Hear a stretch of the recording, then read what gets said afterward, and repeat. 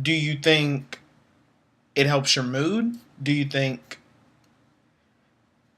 it, brightens your day a little bit? Or do you even think they influence you at all? Do you think it's just something you just do because you think it's fun? Or or is there any benefit of you, getting anything out of playing video games? That's what I'm going to be talking about today. There have been a lot of studies showing how not only how video games affect children but adults as well. Video games are a big outlet in today's life. Like they said, 97% of Americans play video games for at least an hour, and that's on any device.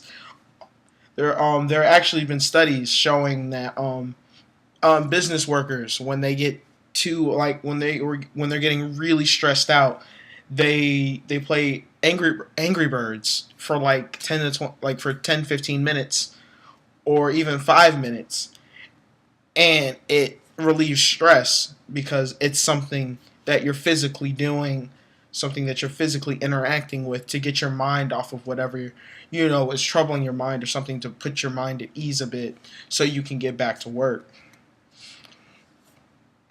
Um, there are also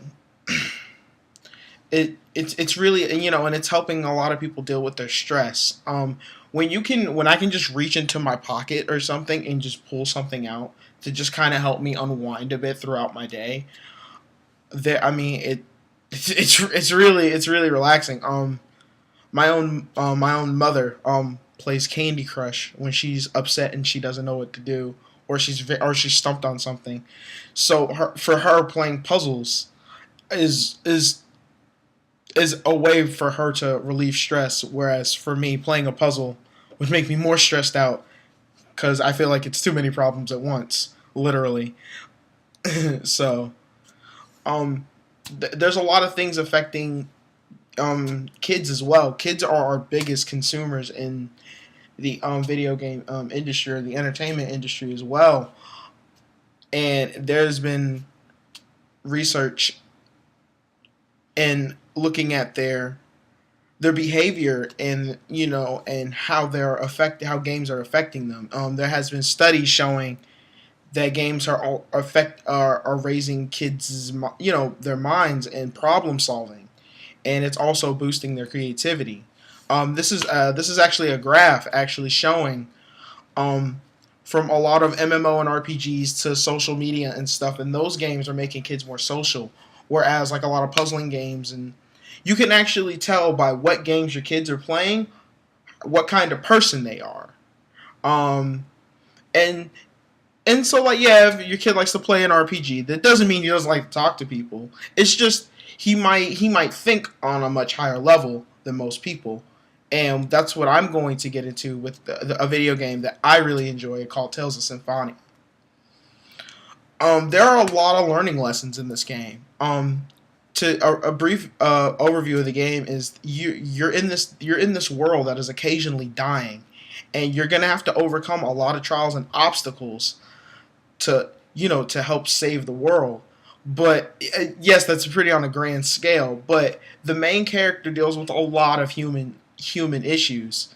The main character, Lloyd Irving, is the guy in the all red outfit. There is the character you take control of, and he's gonna have some friends that are accompanying him on this journey. But he deals with a lot of lessons, like discrimination, racism.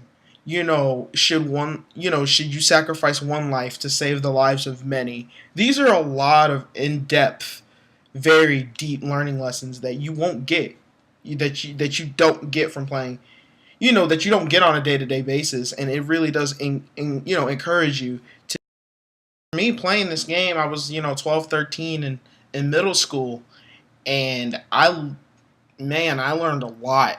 I was just a regular kid growing up, and I was a kid that didn't really think about it. And my friend passed me this game, and he was like, "You really have to play this. This is, I really enjoyed it." And he was really adamant about it. He kept pushing it and pushing it on me.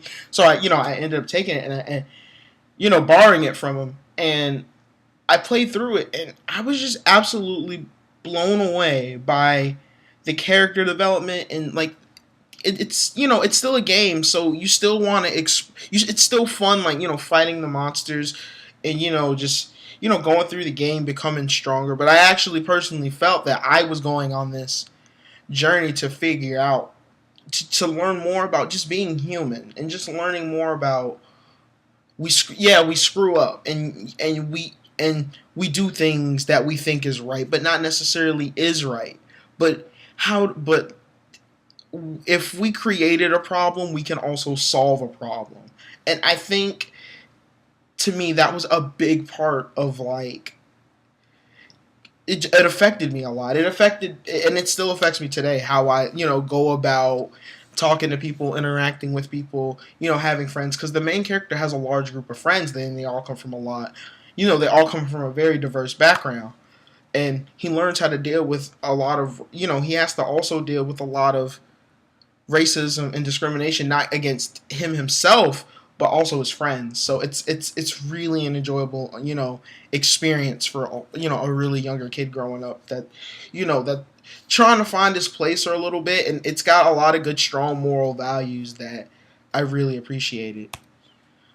Like I said, yeah, a lot of people have been saying that studies have been making kids more violent or like it's just mindless fun, but that's not even the case. I mean, we see it in a game. Games are there for a reason. They're an outlet. They're an outlet if we're feeling a certain way, and people express that in many different ways. For a lot of people, it might be a shooter game, but it's not making kids more. It's not making kids go out and do violent things. No.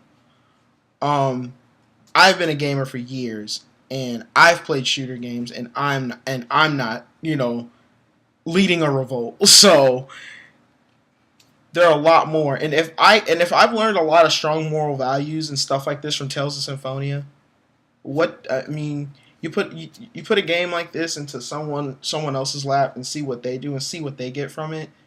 If it affected me this much, I think a lot of kids would get out of it, and a lot of adults would learn a lot from it too. And I just want to thank you again, and thank you for listening to my presentation. And these are my references.